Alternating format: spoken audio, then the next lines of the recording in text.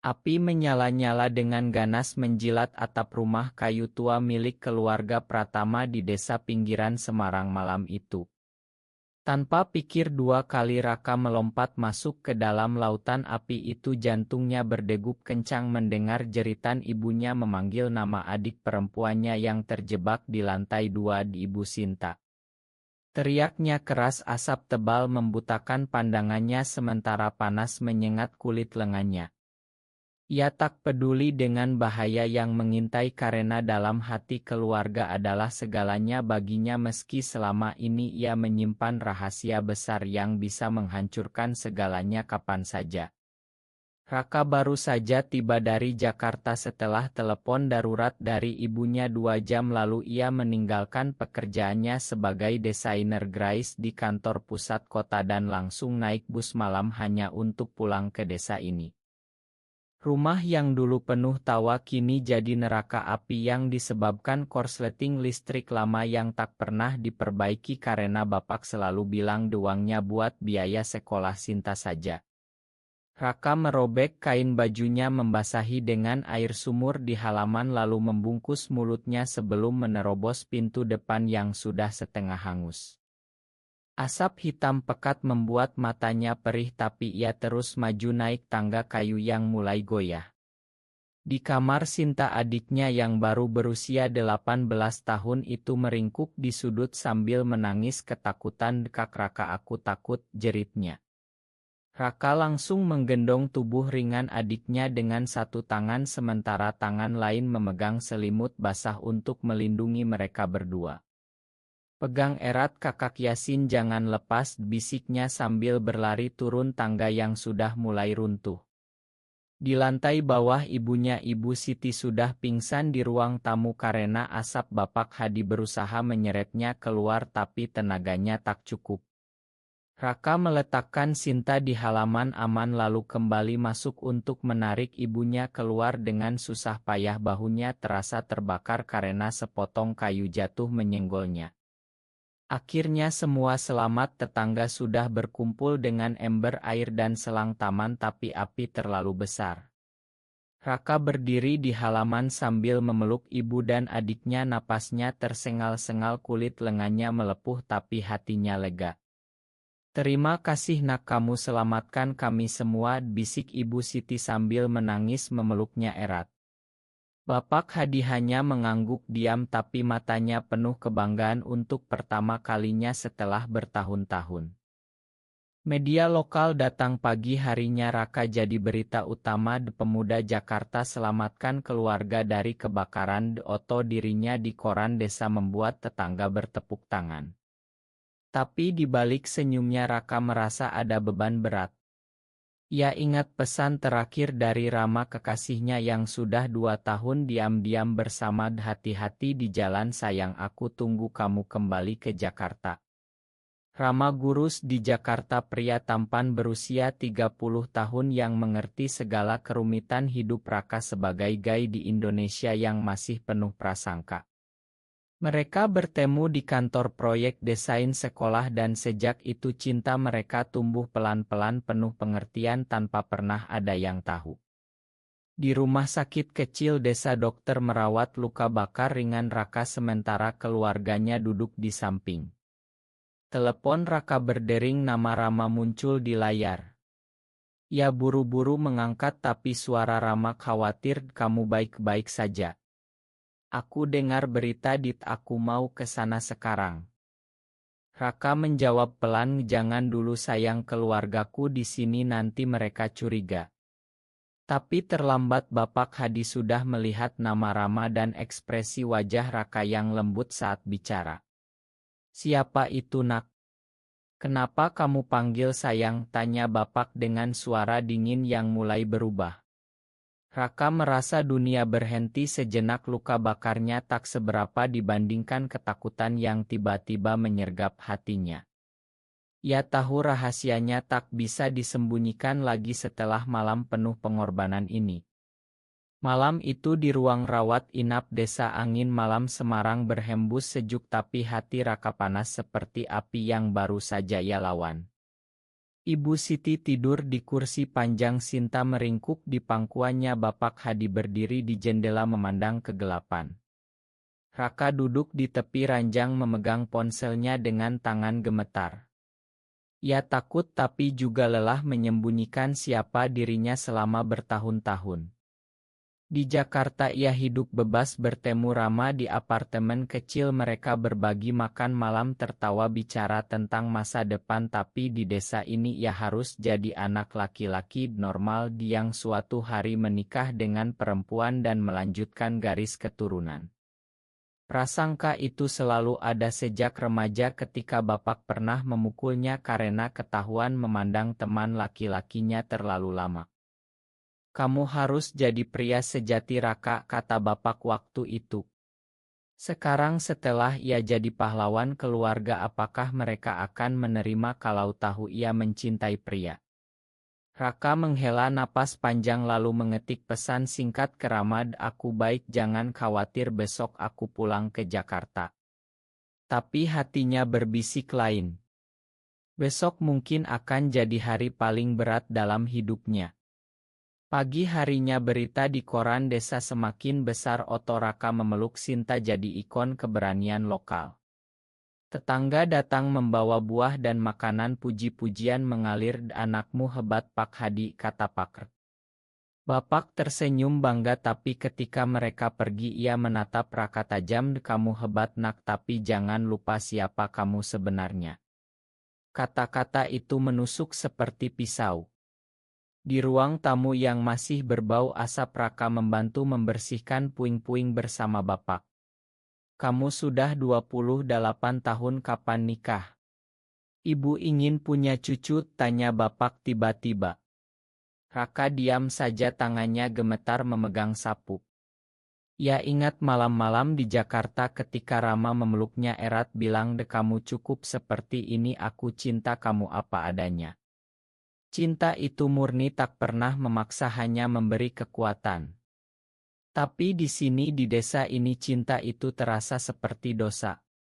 Sinta mendekat memeluk kakaknya, Kak Raka pahlawanku selamanya ya. Kata-kata polos itu membuat mata Raka panas. Ia tak ingin kehilangan keluarga ini, tapi ia juga tak ingin kehilangan dirinya sendiri. Siang itu Rama menelepon lagi, suaranya penuh kekhawatiran, aku sudah di stasiun Semarang, boleh aku ke rumahmu? Aku cuma ingin lihat kamu sebentar. Raka ragu tapi akhirnya setuju, datanglah tapi jangan bilang siapa kamu ya. Ketika Rama tiba dengan motor sewaan, pria tampan itu langsung memeluk Raka di halaman depan, pelukan hangat penuh rasa syukur. Kamu selamat, aku takut kehilangan kamu, bisik Rama di telinga Raka. Saat itu Bapak Hadi keluar dari rumah melihat adegan itu, matanya membelalak, siapa ini Raka? Kenapa dia peluk kamu seperti itu? Suaranya menggelegar seperti guntur. Raka merasa bumi berputar, luka bakarnya terasa tak ada apa-apa dibandingkan rasa sakit yang mulai menusuk dadanya. Prasangka yang selama ini ia hindari kini berdiri tepat di depan matanya dalam wujud ayahnya sendiri. Malam pertama setelah kebakaran, Raka tak bisa tidur di kamar tamu rumah tangga yang dipinjamkan. Ia memandang langit-langit kayu sambil mengingat wajah Rama yang pergi dengan hati berat setelah Bapak mengusirnya kasar, pergi dari rumahku. Jangan dekati anakku lagi. Ibu Siti hanya menangis diam, tak berani bicara. Sinta bertanya polos, kenapa Kak Rama disuruh pulang Kak? Raka tak bisa jawab, hanya memeluk adiknya erat. Di dalam hatinya konflik batin semakin besar. Ia rela terjun ke api demi keluarga, tapi apakah keluarga rela menerima api yang membakar jiwanya sendiri? Pagi harinya desa ramai, gosip mulai menyebar, anak Pak Hadi suka pria, katanya ada cowok dari Jakarta. Pak datang bicara pelan dengan Bapak, ini memalukan desa kita Pak. Raka mendengar dari balik dinding, hatinya hancur. Ya, yang baru saja jadi pahlawan kini jadi bahan omongan. Tapi di tengah semua itu ada satu kekuatan yang tak tergoyahkan, cinta Rama yang selalu bilang kamu berharga apa adanya. Raka memutuskan untuk pulang ke Jakarta besok, tapi sebelum itu ia harus hadapi Bapak sekali lagi. Di ruang tamu yang masih hitam bekas api, Bapak duduk dengan wajah keras. Kamu pilih mana, Raka, keluarga atau itu? Pertanyaan itu seperti pisau tajam menusuk dada Raka dalam-dalam. Ia tak menjawab, hanya menunduk, air mata jatuh tanpa suara. Malam itu di desa yang sunyi, Raka merasa sendirian meski dikelilingi keluarga. Perjalanan panjang baru saja dimulai, api isik sudah padam tapi api prasangka baru menyala lebih ganas. Perjalanan bus dari Semarang ke Jakarta terasa lebih panjang dari biasanya bagi Raka. Luka bakar di lengannya masih perih, tapi rasa sakit di hatinya jauh lebih dalam. Ia memandang pemandangan sawah hijau yang berlalu di jendela sambil memegang ponsel yang penuh pesan dari Rama. Aku tunggu kamu di apartemen sayang, istirahat dulu ya. Kata-kata itu seperti pelukan hangat di tengah badai. Di Jakarta kota yang selalu ramai, Raka turun di terminal lalu naik ojek online langsung ke apartemen kecil di kawasan Tebet yang ia bagi dengan Rama selama 2 tahun terakhir. Begitu pintu terbuka, Rama langsung memeluknya erat tanpa kata, kamu selamat, itu yang penting. Pelukan itu penuh air mata. Raka menceritakan semuanya dari api sampai pengusiran Bapak. Rama mendengarkan sambil mengusap punggungnya. Kita hadapi bersama, aku tak akan tinggalkan kamu. Malam itu mereka duduk di balkon kecil memandang lampu kota. Raka bercerita tentang masa kecil di desa ketika ia pertama kali sadar dirinya berbeda. Aku selalu takut, Bapak tahu, sejak kecil aku suka main dengan anak laki-laki bukan perempuan, katanya. Rama tersenyum, paham, aku juga dulu seperti itu di kampungku di Bandung, tapi aku pilih hidup jujur meski sulit. Keesokan harinya di kantor desain, Raka disambut rekan kerja yang sudah baca berita, kamu pahlawan bro, tapi ada juga bisik-bisik aneh dari beberapa orang yang mungkin sudah dengar gosip. Bosnya Pak Budi memuji, bagus kerjaanmu Raka, libur dulu kalau perlu. Tapi Raka memilih kerja keras untuk melupakan rasa sakit. Di tengah hari Rama mengirim makan siang ke kantor, nasi padang kesukaan Raka dengan catatan kecil, makan yang banyak biar kuat. Senyum Raka kembali meski tipis. Tapi malam harinya telepon dari Ibu Siti, Bapak masih marah nak, tapi Ibu kangen kamu, pulanglah suatu saat. Kata-kata ibu membuat Raka menangis diam-diam di kamar mandi. Ia merasa terbelah antara dua dunia keluarga yang penuh harapan tradisi dan dunia dirinya yang ingin bebas mencintai Rama. Beberapa hari kemudian berita kebakaran semakin redup tapi gosip di desa semakin besar. Paman Raka yang tinggal di desa sebelah menelepon, Bapak, anakmu bikin malu keluarga besar Hadi. Sudah viral di grup Wadesa. Bapak marah besar lalu menelepon Raka, kamu bawa nama baik keluarga hancur Raka. Jangan pernah pulang lagi kalau begitu. Telepon itu diputus kasar. Raka duduk lemas di sofa apartemen. Rama memeluknya dari belakang, kita buat keluarga kita sendiri sayang. Kata-kata itu memberi kekuatan tapi Raka masih merasa kehilangan. Di akhir pekan mereka pergi ke pantai Ancol, hanya berdua berjalan di pasir sambil bergandengan tangan di tempat sepi. Aku rela mati demi keluarga, tapi aku juga ingin hidup untuk diriku, kata Raka. Rama mencium keningnya pelan, kamu sudah lakukan yang terbaik, sekarang saatnya kamu pilih bahagia. Momen itu romantis dan menyembuhkan sedikit luka.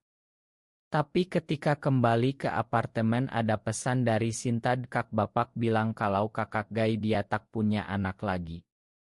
Air mata Raka jatuh lagi. Konflik batin semakin kuat, ia mulai ragu apakah pengorbanannya di api sia-sia. Di kantor ada proyek besar, deadline ketat. Raka bekerja sampai larut malam untuk mengalihkan pikiran. Rekan kerja perempuan bernama Lina mendekat. Kamu baik-baik saja, Raka? Kelihatan sedih. Raka tersenyum paksal, cuma capek aja. Tapi Lina yang kebetulan dari desa sama mulai curiga dan suatu hari ia melihat Otorama di ponsel Raka. Oh, jadi itu sebabnya, bisik Lina. Raka panik, tapi Lina ternyata supported. Aku takjub kok banyak yang seperti itu di kota. Pertemanan baru itu memberi harapan. Tapi di desa situasi semakin buruk. Ibu Siti sakit karena stres, bapak tak mau makan. Sinta menelepon menangis, "Kak, pulanglah, ibu kangen." Raka bingung, ia ingin pulang tapi takut diusir lagi. Rama melihat kegelisahan itu. "Kalau kamu mau aku ikut, tapi aku tak mau bikin lebih buruk." Akhirnya Raka memutuskan pulang sendiri akhir pekan ini. Perjalanan kembali ke Semarang penuh ketegangan. Di bus ia memandang Oto, keluarga lama, hatinya campur aduk. Sesampai di desa, rumah sementara yang dibangun tetangga sudah berdiri sederhana.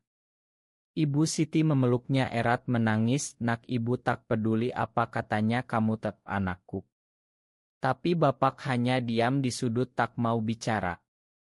Malam itu Raka tidur di lantai dengan selimut tipis, merasa seperti orang asing di rumah sendiri.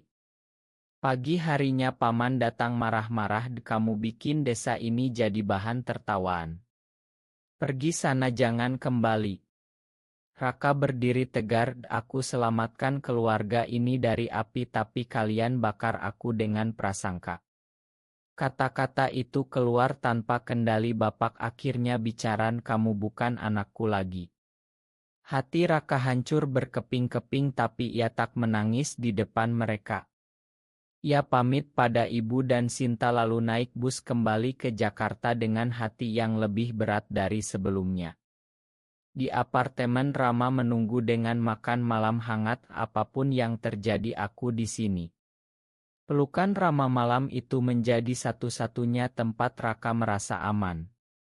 Tapi di dalam hati Raka tahu perjalanan ini belum selesai. Ia harus temukan kekuatan untuk berdiri sendiri di antara api prasangka yang tak pernah padam. Minggu-minggu berikutnya di Jakarta, Raka mencoba membangun hidup baru dengan Rama. Mereka pindah ke apartemen lebih besar di kawasan Kemang yang lebih ramah komunitas. Raka mulai ikut komunitas diam-diam di KAE tersembunyi di Jakarta Selatan. Di sana ia bertemu banyak pria seperti dirinya yang punya cerita serupa tentang keluarga dan prasangka. "Aku juga pernah diusir ayahku," cerita seorang teman baru bernama Dika. Cerita-cerita itu membuat Raka merasa tak sendiri. Di kantor Lina semakin dekat, jadi teman curhat. Kalau butuh bicara, aku ada, Raka. Suatu hari proyek besar selesai, bos memuji kerja Raka dan naikkan gajinya sedikit. "Kamu berbakat, Nak, jangan sia-siakan," kata Pak Budi. Raka tersenyum, tapi di dalam hati ia tahu bakatnya tak berarti apa-apa kalau keluarga tak terima. Rama selalu ada di sisi, memberi dukungan setiap hari mereka masak bersama, nonton film, peluk di soa. "Kamu adalah rumahku sekarang," ngebisik Raka suatu malam. Tapi telepon dari desa tak pernah berhenti. Ibu Siti menangis di telepon, "Bapak sakit, Nak, diabetes kambuh karena stres." Raka merasa bersalah, ia kirim uang bulanan lebih banyak tapi tak berani pulang. Sinta kirim Oto, "Ibu di rumah sakit, Kak, tolong pulang sebentar." Raka ragu, tapi Rama bilang, "Pergilah, aku ikut dari jauh kalau perlu." Akhirnya Raka pulang lagi, kali ini sendirian. Di rumah sakit Semarang ia melihat bapak terbaring lemah, wajahnya pucat. "Nak," bisik bapak ketika melihatnya. Untuk pertama kali setelah kebakaran bapak memegang tangan Raka, "Kamu selamatkan aku dari api dulu, sekarang selamatkan aku dari penyesalan." Kata-kata itu membuat Raka menangis. Tapi malamnya ketika mereka bicara Bapak kembali keras, tapi aku tak bisa terima kalau kamu seperti itu. Prasangka itu masih ada seperti bara api yang tak mau padam. Raka pulang ke Jakarta dengan hati campur aduk. Ia mulai terapi online dengan psikolog komunitas untuk atasi trauma dan konflik identitas. Kamu harus makan dirimu dulu, kata psikolognya. Proses itu lambat tapi mulai menyembuhkan. Di komunitas ia ikut acara kecil berbagi cerita dan merasa tumbuh. Rama bangga, kamu semakin kuat sayang. Suatu hari Lina ajak Raka ke acara kantor keluarga bos, bawa pasanganmu kalau mau. Raka ragu tapi Rama setuju datang sebagai teman dekat. Malam itu di rumah mewah Pak Budi, Rama dan Raka duduk bersama semua orang ramah, tak ada prasangka terbuka. Raka merasa ada harapan. Tapi di desa gosip semakin parah. Paman buat grup wa keluarga besar sebar oto Rama dan Raka pelukan di Ancol. Lihat ini anak Hadi. Bapak marah besar, telepon Raka, kamu bikin aku malu di seluruh keluarga besar. Raka jawab tenang, ya aku hanya ingin bahagia Bapak.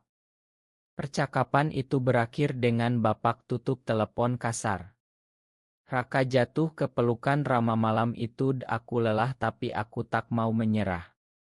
Rama usap rambutnya, kita lawan bersama. Minggu berikutnya Raka dapat promosi di kantor jadi kepala tim desain, gajinya naik cukup untuk bantu keluarga lebih banyak. Ia kirim uang untuk renovasi rumah baru di desa. Ibu Siti telepon, terima kasih kamu tetap baik hati nak meski kami. Kata itu tak selesai tapi Raka paham. Di akhir bulan komunitas adakan acara besar di taman tersembunyi. Raka dan Rama datang bergandengan tangan untuk pertama kali di depan orang banyak.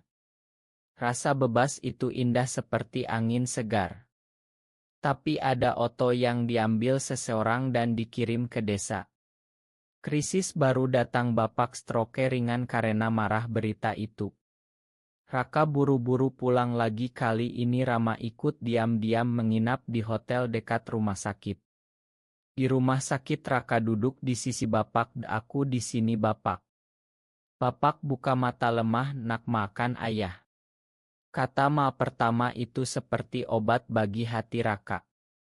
Tapi ketika dokter keluar Bapak bisik, tapi jangan bawa dia ke sini. Prasangka masih ada tapi setidaknya ada celah kecil untuk harapan. Raka pulang ke Jakarta dengan perasaan campur aduk, tapi ia tahu ia semakin dewasa semakin kuat. Perjalanan pertumbuhan emosionalnya baru saja mencapai titik balik. Ia belajar bahwa pengorbanan bukan berarti hilang diri sendiri. Setelah kejadian stroke Bapak, Raka merasa ada perubahan kecil dalam keluarga. Ibu Siti lebih sering telepon cerita tentang Bapak yang mulai bertanya, Raka masih kirim uang ya? Sinta kirim ide. Bapak duduk di teras rumah baru yang Raka danai. Kak lihat Bapak senyum lagi. Raka tersenyum baca itu tapi ia tahu perubahan sejati butuh waktu. Di Jakarta hidup dengan Rama semakin harmonis. Mereka merencanakan liburan kecil ke Bali hanya berdua. Di pantai Kuta mereka berjalan gandengan tangan di bawah matahari terbenam. Ini pertama kali aku merasa benar-benar bebas, kata Raka. Rama tersenyum, kamu pantas bahagia. Tapi kembali ke Jakarta ada masalah di kantor. Lina cerita ada rekan baru yang homobik, mulai bisik-bisik tentang Raka. Dia gaya makanya promosi cepat. Raka tak peduli tapi itu membuatnya sadar prasangka ada di mana-mana bukan hanya di desa. Ia hadapi rekan itu dengan tenang, bekerja kita profesional, jangan campur urusan pribadi. Rekan itu diam tapi gosip tetap beredar.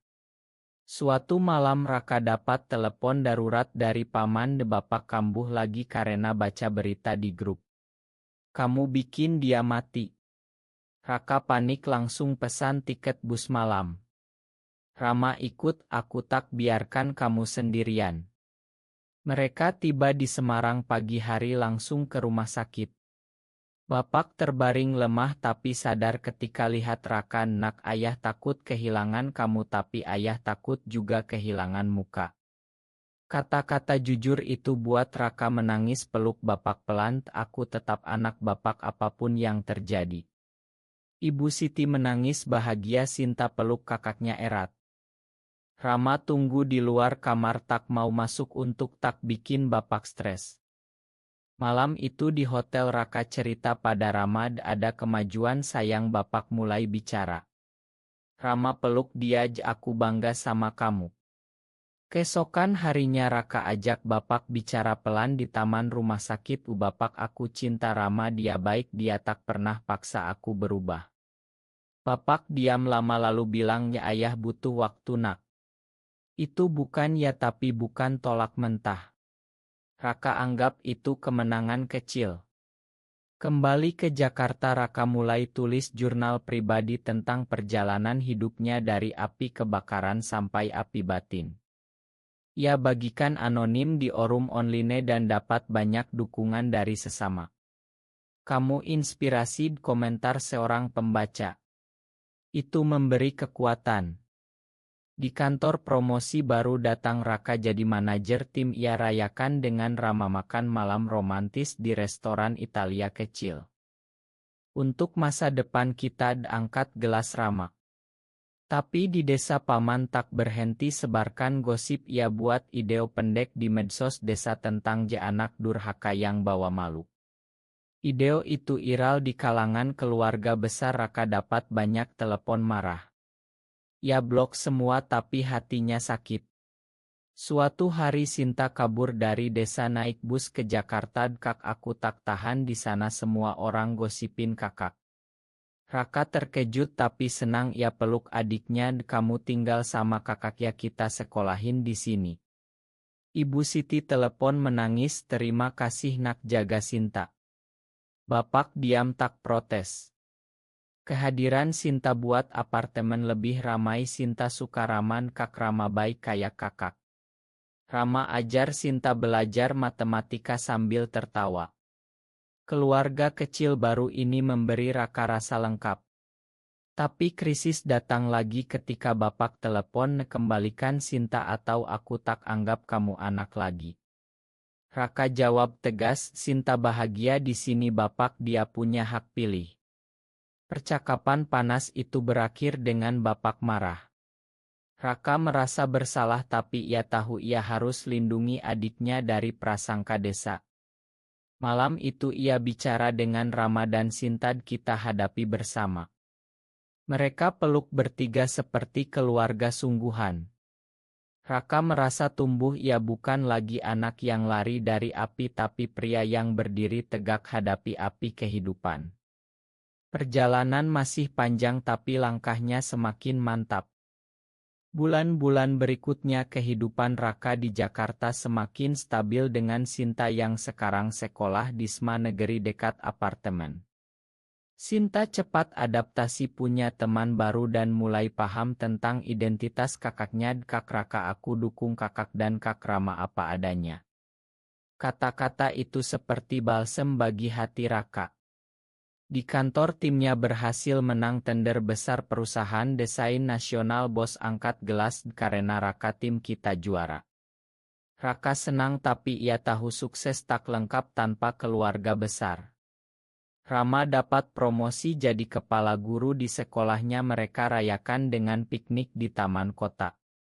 Di sana Raka cerita, aku ingin pulang ke desa lagi tapi takut. Rama pegang tangannya, kita coba pelan-pelan. Suatu hari Ibu Siti datang ke Jakarta sendirian naik kereta. Ibu kangen Sinta dan kamu nak. Kunjungan itu penuh air mata. Ibu peluk Rama pelan, terima kasih sudah jaga anak ibu. Rama tersenyum, Raka adalah segalanya buat saya bu. Momen itu hangat tapi ketika Bapak tahu ia marah besar, kamu bawa istriku ke sarang dosa. Telepon kasar itu buat ibu menangis tapi ia tetap tinggal seminggu bantu masak dan cerita tentang desa.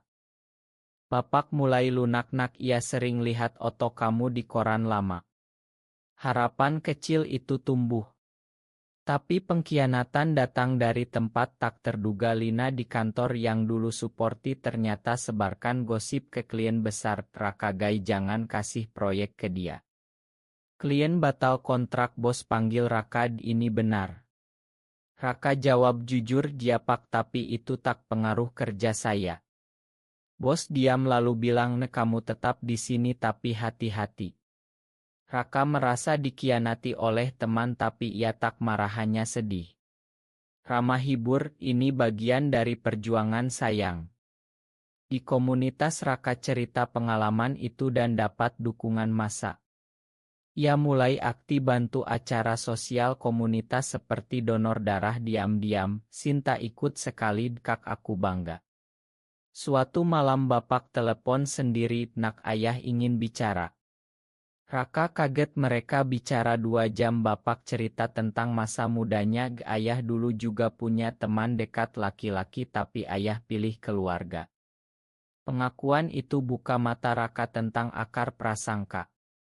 Ayah tak mau kamu menderita seperti ayah dulu, kata bapak. Raka menangis, aku tak menderita bapak, aku bahagia dengan Rama. Percakapan itu jadi titik balik. Bapak bilang, pulanglah suatu hari, ayah ingin lihat kamu. Raka cerita pada Rama dan Sinta, mereka peluk bahagia. Tapi tak lama ada krisis besar, rumah baru di desa kebakaran lagi karena listrik tapi kali ini kecil. Raka langsung kirim uang dan tenaga kerja. Bapak telepon, terima kasih nak, rumah ini kamu yang bangun. Kata terima kasih itu seperti obat. Raka dan Rama putuskan kunjungi desa bersama ibu dan Sinta. Di desa tetangga masih bisik-bisik tapi bapak sambut mereka di teras, masuklah. Malam itu mereka makan malam bersama. Bapak tak bicara banyak tapi tak usir Rama. Raka merasa menang kecil tapi penting. Kembali ke Jakarta, Raka mulai rencana besar. Ia ingin buka studio desain sendiri dengan Rama sebagai partner bisnis. Kita bangun masa depan bersamaan, kata Rama. Raka setuju, hatinya penuh harapan. Tapi prasangka masyarakat masih ada. Di berita nasional ada kasus diskriminasi gay. Raka ikut demo diam-diam. Ia merasa bagian dari perubahan. Di akhir tahun Sinta lulus SMA dengan nilai bagus. Raka bangga, kamu masa depan keluarga kita, Sin. Keluarga kecil mereka semakin erat. Raka tulis surat panjang untuk bapak, kirim lewat pos, ayah aku cinta kamu dan aku harap suatu hari kamu bisa cinta aku apa adanya. Surat itu tak dibalas tapi ibu bilang bapak baca berulang kali. Raka tahu perubahan butuh waktu tapi ia sudah dewasa, siap hadapi apapun. Perjalanan emosionalnya dari pahlawan api ke pahlawan hati sendiri hampir lengkap tapi masih ada satu babak terakhir. Tahun baru datang, Raka dan Rama buka studio desain kecil di Jakarta Selatan. Nama Drama Design Studio, simbol cinta dan kerja sama mereka. Klien pertama datang dari komunitas dan teman kantor lama. Bisnis lambat tapi stabil. Sinta bantu sebagai admin paruh waktu setelah masuk kuliah. Kak, ini impian kita, kata Sinta. Suatu hari bapak dan ibu datang ke Jakarta tanpa pemberitahuan. Mereka naik kereta pagi. Ayah ingin lihat studio anak ayah, kata bapak dengan suara pelan. Raka terkejut, peluk bapak erat pertama kali setelah bertahun-tahun. Di studio bapak lihat foto Raka dan Rama di dinding, tak bilang apa-apa tapi tak marah. Malam itu makan malam bersama, bapak angkat gelas, ayah bangga sama kamu nak meski ayah masih belajar. Kata-kata itu buat semua menangis bahagia. Prasangka tak hilang total tapi cinta keluarga mulai menang. Raka cerita tentang perjalanan dari api kebakaran sampai hari ini. Aku rela terjun api demi kalian tapi yang paling sakit adalah ketika kalian bakar aku dengan penolakan. Bapak angguk, ayah salah nak makan. Pengampunan itu datang lambat tapi tulus. Kembali ke desa Bapak cerita pada tetangga anakku sukses di Jakarta anakku. Gosip pelan-pelan reda beberapa tetangga mulai paham. Raka dan Rama kunjungi desa tiap bulan bawa oleh-oleh dan cerita. Sinta kuliah jurusan psikologi aku ingin bantu orang seperti kakak. Impian keluarga mulai terwujud. Di studio bisnis berkembang mereka rekrut karyawan baru termasuk dari komunitas LB. Raka jadi mentor bagi yang lebih muda, jangan takut jadi diri sendiri. Suatu hari ada acara besar peringatan 1 tahun kebakaran di desa. Raka diundang sebagai pembicara. Api isik bisa padam tapi api prasangka butuh kita semua padamkan dengan cinta dan pengertian. Aplause meriah, Bapak duduk di baris depan bangga. Malam itu di rumah lama yang sudah diperbaiki, Raka peluk Rama di teras. Terima kasih sudah temani perjalanan ini. Rama cium keningnya, kita selamanya. Keluarga lengkap duduk bersama, cerita tawa mengisi malam. Raka merasa lengkap, ia sudah temukan keseimbangan antara cinta keluarga dan cinta diri. Tapi ia tahu perjuangan belum selesai, masyarakat Indonesia masih banyak yang tak paham. Ia janji dalam hati akan terus berjuang dengan cara damai lewat kerja dan cerita. Tahun berikutnya studio semakin besar, mereka buka cabang di Semarang dekat desa. Bapak bantu urus administrasi desa, ayah ingin anak ayah dekat. Raka tersenyum melihat perubahan. Sinta lulus dan kerja di studio sebagai konselor. Keluarga kecil ini jadi contoh harapan bagi banyak orang. Raka sering duduk di balkon apartemen lama memandang kota, ingat malam api itu. Aku terjun ke api untuk selamatkan mereka, tapi yang selamatkan aku adalah penerimaan diri sendiri, gumamnya.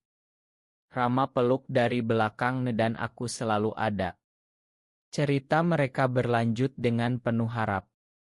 Di akhir perjalanan panjang ini Raka belajar bahwa pengorbanan sejati adalah hidup jujur dengan siapa dirinya. Keluarga tak sempurna tapi cinta bisa tumbuh melewati prasangka. Ia bangga jadi dirinya, pria yang mencintai keluarganya dengan sepenuh hati. Benarkah bahwa prasangka keluarga lebih membakar jiwa daripada api isik yang bisa dipadamkan?